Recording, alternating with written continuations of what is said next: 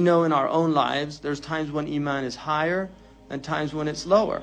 We know when it's higher because our state with Allah is stronger. We're more aware of the hudud. We're more aware of wrong. If we do something wrong, it has more import. I know somebody, we were with somebody the other day, and they missed Fajr, and he said that he spent a period of time doing muhasabah from the day before, trying to figure out what he did that deprived him from missing the Fajr. That's a hal, that's a level of awareness of your Lord in your deen that a lot of people don't have, because a lot of people don't think about things like that, of why certain things, because if you're not, why certain things happen relating to your deen. People that are deprived of, if you had a wird of Quran and then suddenly you're not doing it anymore, what happened? That's something that was taken away. It was a ni'mah that was taken away from you. And that's the nature of the deen, is that we can lose these blessings. So when the Prophet ﷺ said, none of you truly believes until his passion, his HAWA, and passionate is a good translation for HAWA. Passion is a theological term that's used by the Christians, which is an inclination, an appetite, from apatere, to seek something. It's an inclination, it's a hawa, yahwi ilay. Allah describes the af'ida, the hearts, as tahwi ilay, that they incline towards Mecca. The hearts of some of the people, minan nas, that some of the people, af'idata minan nas, tahwi ilayha, that some of the hearts of the people incline. So there's a hawa is an incline. Wa najmi idha hawa, the star when it descended, right, moving down towards the horizon. So passion is a movement. It's a haraka fi nafs. It's a movement in the self to something. Now, passion, when the Prophet ﷺ said, you don't believe until your passion is in accordance with my religion, that is hawa yuwafiq al-shara'.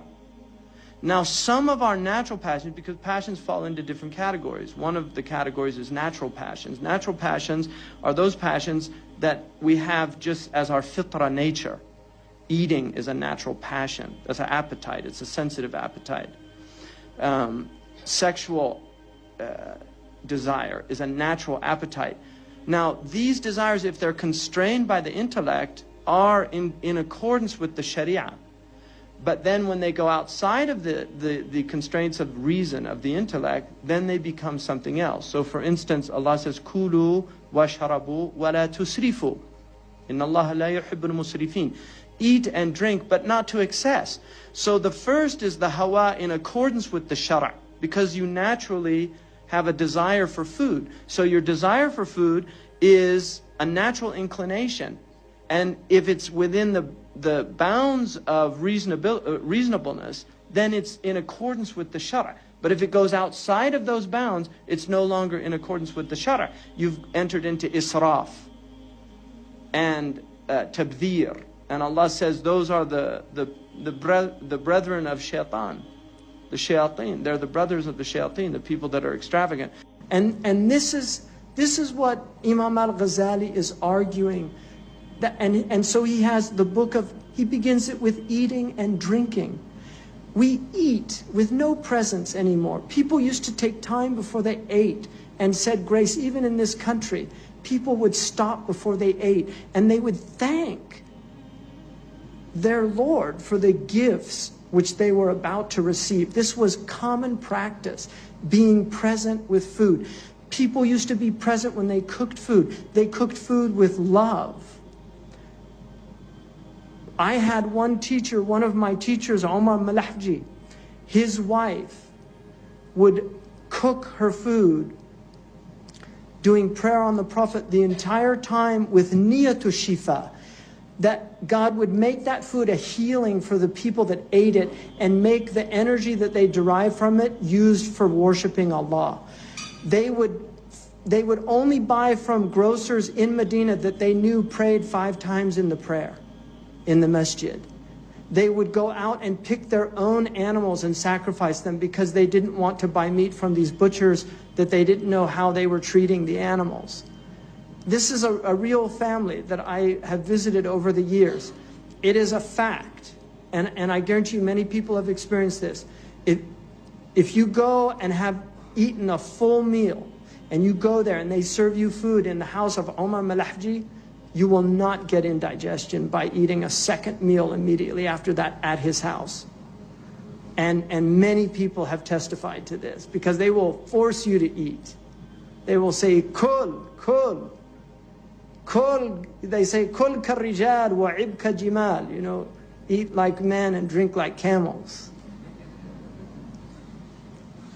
That food was made with presence. We forget, people don't have energy anymore. How is your food being manufactured? How is it being grown? How is it being cooked?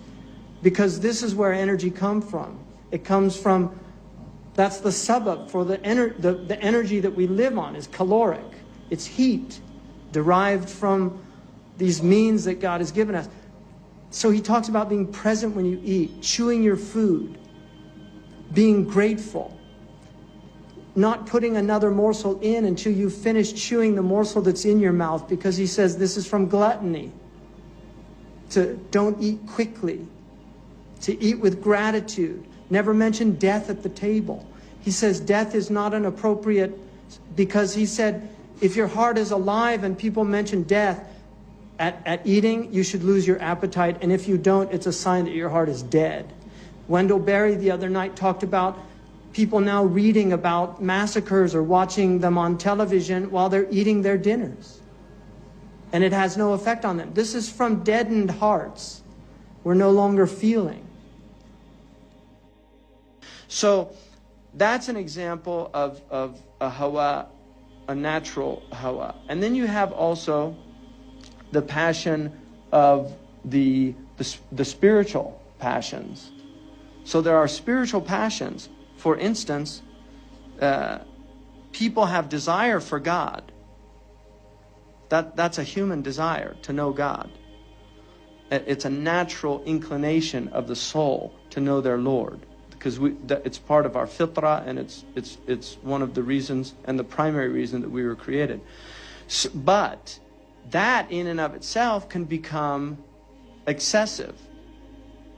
So when it leaves the boundaries of the Sharia, when your search for God leaves the boundaries of Sharia, and you become excessive in something, for instance, total rejection of other people that aren't in pursuit of what you know to be true, things like that.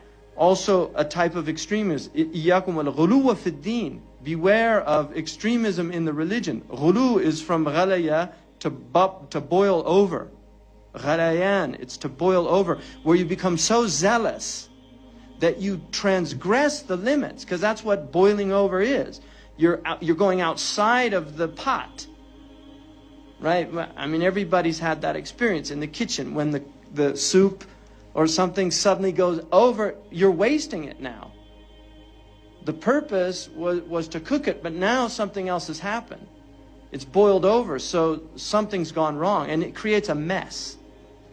And this is what happens when the religious appetite becomes excessive, extreme, where it's not within the constraints of the Sharia. So this is important to note, that what the Prophet ﷺ is telling us is that you have to be within the limits.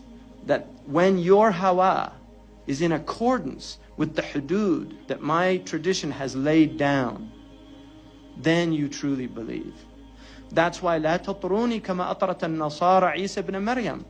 Don't go to excess about me like the Christians went to excess about Jesus. Because the Christians didn't do that out of hatred for Jesus. They did it out of love of Jesus. It was excessive love. Just like some of the Muslim sects that deviated said things about Ali out of excessive love for Ali. There's even a group that said he was God, an incarnate of God, which is one of the miracles of Islam. Because nobody has ever said in the history of Islam that the Prophet was an incarnate of God.